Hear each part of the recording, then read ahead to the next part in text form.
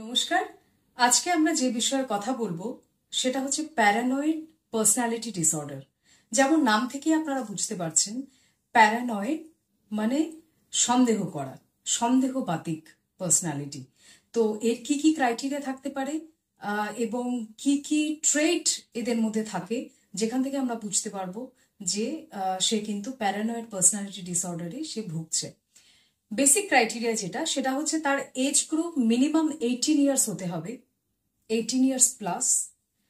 And আমি যে 7টা ক্রাইটেরিয়ার ব্যাপারে আপনাদেরকে ডিসকাস করবো ইন ডিটেলসে, তার মধ্যে 4টে ক্রাইটেরিয়া প্রেজেন্ট হওয়াটা কিন্তু compulsory. So let's get started. First criteria, suspects others without sufficient basis. এদের না সন্দেহ করার কোনো ভিত্তি থাকে না। এদের সাসপেক্ট করাটা কি ধরনের বলুন তো? হয়তো বাড়িতে যে মেড আছে তাকে সাসপেক্ট করছে, যে সে চুরি করে নিয়ে চলে যাচ্ছে, কন্টিনিউয়াস সে মেড চেঞ্জ করে যাচ্ছে বাড়ির। সেকেন্ড হতে পারে যে পার্টনারের উপরে বা হাজব্যান্ডের উপরে সে কন্টিনিউয়াসলি সে সাসপেক্ট করছে যে তার এক্সট্রা ম্যারিটাল চলছে, বা সে তাকে চিট করছে, তার সাথে কিছু না কিছু তার পেছনে হচ্ছে, কিছু না কিছু প্লটিং তার হাজবেন্ড তার পেছনে করছে, যেটার ব্যাপারে সে জানে না। এই ধরনের জিনিসগুলো কিন্তু কন্টিনিউয়াসলি দেখা যায়, এবং যার কোনো সাফিসিয়েন্ট কিন্তু কোনো ভিত্তি নেই, তার কোনো রকম কোনো প্রুফ নেই, বাট স্টিল তারা এই ধরনের মন গড়া কাহানিগুলো কিন্তু তারা বানাতে থাকে। Second is doubting loyalty of friends, associates and family members. তো এরা না শুধু পার্টনার বা শুধু কাজের মেয়ে বা শুধু ফ্যামিলি মেম্বার্সদের উপরে যে করে সেটা কিন্তু না।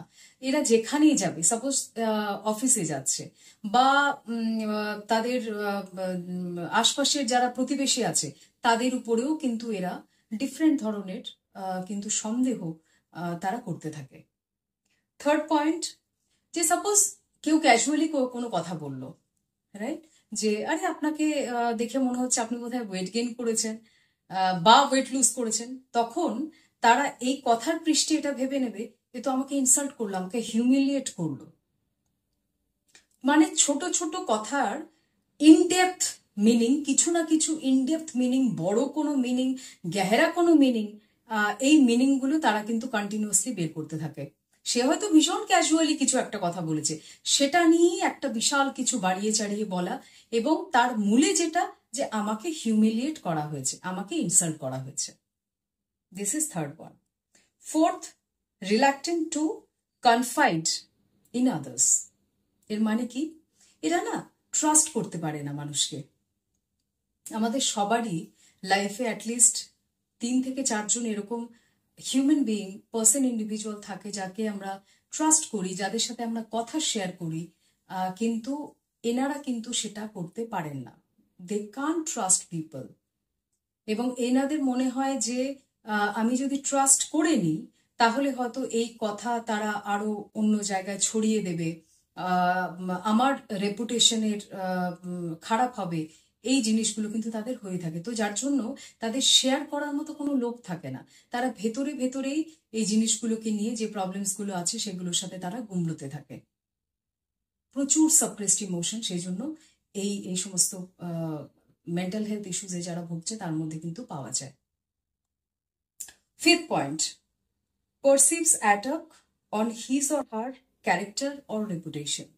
As I mentioned, কি এরা হয়তো ধরুন কোনো ফ্যামিলি ফাংশনে গেছে, ওকে, তো সেখানে হয়তো 4 জন একসাথে বসে হয়তো কথা বলছে, এবং সে হয়তো হঠাৎ করে ঢুকলো, তার এন্ট্রিটা হয়তো হঠাৎ করে হলো, এবং সে কিন্তু এটা ভাববে যে কথাটা আমাকে নিয়ে হচ্ছে, এবং আমাকে নিয়ে কোনো ভালো কথা হচ্ছে না, আমার ব্যাপারে কোনো কিছু প্লটিং করা হচ্ছে, গ্রুপে প্লটিং করা হচ্ছে। এটা তাদের একটা অদ্ভুত কিন্তু নেচারের পার্ট থেকে যায়। Seventh, suspicious without fixed basis. Absolutely, মানে এদের সন্দেহ করার যে লিমিটেশন সেটা কিন্তু নেই। এবং এদেরকে যদি জিজ্ঞেস করা হয় যে তুমি এরকম ওকে যে সন্দেহ করছো সেটা কেন সন্দেহ করছো, they don't have any kind of logical answer. কিন্তু সাসপেক্ট কিন্তু তাদের চলতে থাকে। এবং এরা ফ্যামিলি মেম্বার্সদের জন্য স্পেশালি বলছি, এরা প্রচন্ড প্রবলেম ক্রিয়েট করে। আমার কাছে এরকম একজন পেশেন্ট এসেছিল যার মার এই পার্সোনালিটি ডিসঅর্ডারটা ছিল, এবং মেয়ে শি ওয়াজ লাইক কি আমি আর মার সাথে থাকতে পারছি না। আমি বহু চেষ্টা করেছি কন্টিনিউয়াসলি, আমি কলেজ থেকে কেন লেটে ফিরছি, আমার ব্যাগ চেক করা, আমার পার্সোনাল জিনিসপত্র সেটা চেক করা, আমার কভার চেক করা, এগুলো কিন্তু কন্টিনিউয়াসলি হয়ে আসছে। এবং আরেকটা যেটা ক্রাইটেরিয়ার মধ্যে যেটা পড়ে এখানে, সেটা হচ্ছে এটা কিন্তু একটা ভীষণ লম্বা সময় ধরে চলে, এটা কিন্তু 1-2 মাসের এপিসোড না। ওকে, এবং যেহেতু এটা অনেকটা সময় ধরে চলে, অনেকটা টাইম এখানে ধরে এই নেচারগুলো, এদের এই ট্রেডগুলো তাদের দেখা যায়, তো যার জন্য মানুষ কিন্তু এদের স্বভাব হিসাবে সেটা মেনে নেয়। তারা এটা বুঝতে পারে না যে এটা একটা disorder, she needs the proper treatment, এটা কিন্তু বুঝতে পারে না। এবং যখন বুঝতে পারে তখন অলরেডি অনেকটাই কিন্তু লেট হয়ে যায়। বাট আর একটা জিনিস আপনাদের মেনশন করে রাখি, সেটা হচ্ছে এরা কিন্তু স্ক্রিজোফ্রেনিক না, এদের কিন্তু স্ক্রিজোফ্রেনিয়ার মতো কোনো সিমটমস কিন্তু এদের থাকে না।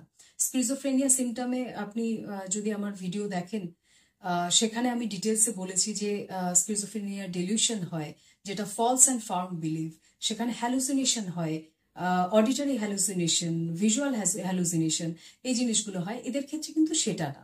এদের ক্ষেত্রে আমি যে 7টা ক্রাইটেরিয়া বললাম, সেই 7টা ক্রাইটেরিয়ার মধ্যে 4টে ক্রাইটেরিয়া যদি প্রেজেন্ট হয় তাহলে, এবং বয়সের এজ ক্রাইটেরিয়া এবং লম্বা সময় ধরে এটা চলছে, এই জিনিসগুলো যদি হয় তাহলে কিন্তু তাকে প্যারানয়েড পার্সোনালিটি ডিসঅর্ডারের মধ্যে তাকে ফেলা হয়।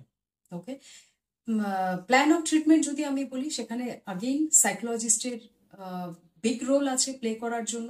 Psychotherapy plays a very vital role, এবং এই ট্রিটমেন্ট কিন্তু লম্বা সময় ধরে চলে, কারণ যেহেতু এদের প্রবলেমটা 1 দিন বা 2 দিনে ডেভেলপ করে না, সো এখানে কিন্তু ট্রিটমেন্ট প্ল্যানও লম্বা হয়। সো আজকে এই পর্যন্তই। আই হোপ এই ভিডিও আপনাদের আশপাশে মানুষজনকে আইডেন্টিফাই করতে হেল্প আউট করবে, এবং তার জন্য প্রপার যেটা স্টেপ নেওয়া সেটা আপনারা নিতে পারবেন। আপনার মানসিক স্বাস্থ্য বা মেন্টাল হেলথের স্পেশাল কেয়ার নিন। Thank you.